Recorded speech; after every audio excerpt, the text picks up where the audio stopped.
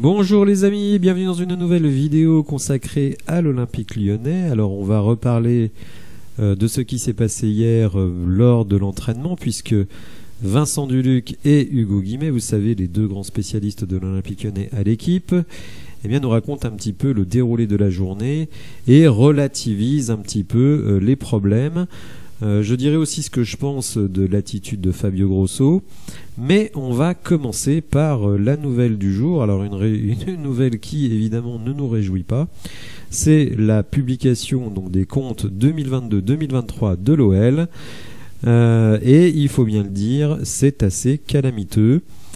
100 millions de déficit, alors 99 pour être exact, à peu près 2 fois plus qu'en 2021-2022, et des salaires, enfin des charges salariales, puisque là-dedans vous avez les salaires, les charges sociales et éventuellement les bonus. On sait que Lacazette et Tolisso sont arrivés gratuitement, idem pour Lovren, et donc ils en sont. Alors dans Lovren il y avait un petit transfert.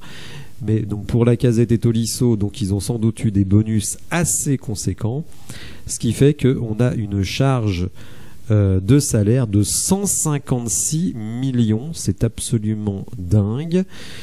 Et donc je me suis dit, au début je voulais faire une vidéo, on va dire, d'explication, mais je me suis dit que ce serait pas mal d'y ajouter vos propres questions. Donc je vous renvoie à l'onglet communauté dans le post donc sur ma FAQ concernant le budget.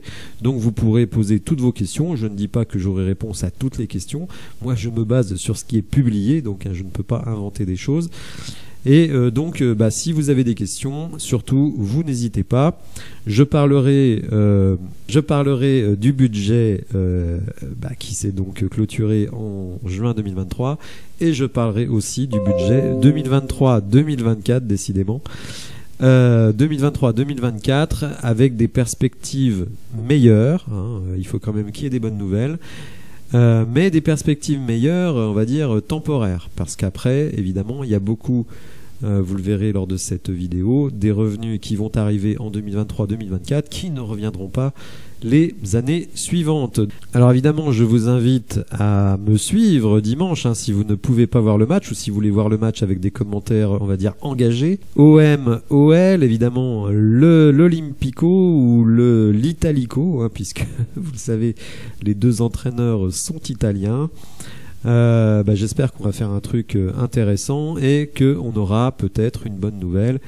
On part de tellement loin que finalement ramener un pauvre point de Marseille serait considéré comme une grande réussite. Autre petite chose donc sur le budget, dans la publication de ce budget, on parle des perspectives de la saison, et regardez ce qui figure dans les perspectives de la saison. Donc ça c'est quelque chose qui vient d'être publié, donc on sait ce qui se passe. Sur le plan sportif, l'ambition du club demeure une participation récurrente en Coupe d'Europe après un début de saison difficile 2023-2024, oui c'est le moins qu'on puisse dire. Le club souhaite se donner tous les moyens pour améliorer à court terme sa performance et se rapprocher des meilleurs du classement en championnat de France de Ligue 1. Vous voyez que le déni continue. Alors certains me disent, oui non mais c'est pour les actionnaires. Alors déjà les actionnaires, il n'y en a plus beaucoup, il n'y a plus que Eagle et ils sont largement majoritaires, donc s'ils se mentent, ils se mentent à eux-mêmes. Et les financiers, eux, évidemment, ces déclarations-là, ils n'en ont absolument rien à faire. Ils sont quand même pas idiots, ils voient bien qu'après 9 matchs, notre équipe n'a que 3 points. Et eux vont mettre le nez dans les comptes pour prêter ou non à notre club. Donc cette communication est tout simplement ridicule, mais on commence à en avoir un peu l'habitude. Alors j'ai titré la vidéo Fabio Grosso se trompe de combat, donc on nous rappelle donc qu'hier il a donné congé à l'équipe à 16h30 sans avoir fait d'entraînement. Il faut savoir que donc lundi, qui devait être un jour de repos, il a convoqué les joueurs avec un message WhatsApp dans un groupe WhatsApp à minuit 30. Donc ça c'est quand même un petit souci. Et que la séance du lendemain a duré moins d'1 heure. Donc il a fait venir les joueurs pour moins d'1 heure. On peut dire que c'était pas forcément super utile. Mardi, donc hier, les joueurs arrivent le matin, ils ont pris le déjeuner ensemble.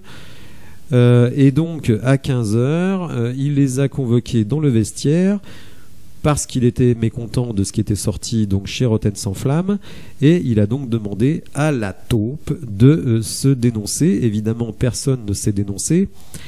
Et l'équipe nous dit, et ils ont tout à fait raison, qu'en fait, il y a peut-être une taupe qui ne sait même pas, enfin, il y a peut-être une taupe, il y a peut-être même plusieurs taupes, mais des taupes qui ne savent pas forcément qu'ils ou elles sont des taupes.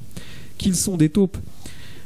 Écoutez, c'est très simple. Vous rentrez du boulot, votre collègue, il est pas bon, vous dites à votre femme, oh là là, mon collègue, qu'est-ce qu'il est nul.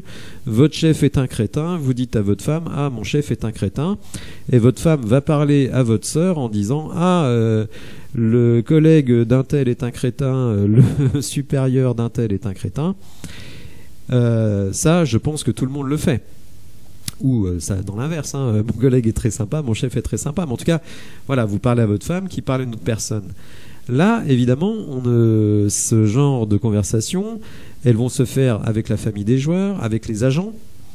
Et finalement, un agent, quelqu'un de la famille d'un joueur qui estime que son protégé est maltraité, eh ben, c'est peut-être tout simplement cette personne-là qui va parler aux journalistes. C'est-à-dire que, en fait, quand Fabio Grosso il cherche une taupe, mais ça se trouve, alors il y a peut-être effectivement des joueurs qui parlent directement aux journalistes, mais c'est tout simplement pas eux. Et il y en a certains peut-être même dont les paroles ont fuité alors que ce n'était pas leur intention. Donc en cherchant une taupe, eh ben, il se prend de l'énergie, il fout la zizanie dans le vestiaire, puisque finalement tout le monde cherche une taupe, tout le monde se regarde en chien de faïence.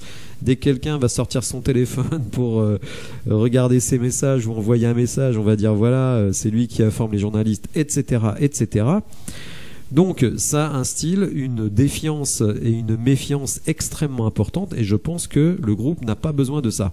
Ce qu'il faut savoir, c'est que dans tous les clubs et depuis tout le temps, les joueurs qui jouent moins trouvent que le coach est nul, et ceux qui jouent beaucoup trouvent le coach formidable. Par exemple, si vous demandez à O'Brien, il va vous dire ah bah là vraiment Fabio Grosso fantastique. Si vous demandez à Diawara, ah là là Fabio Grosso fantastique.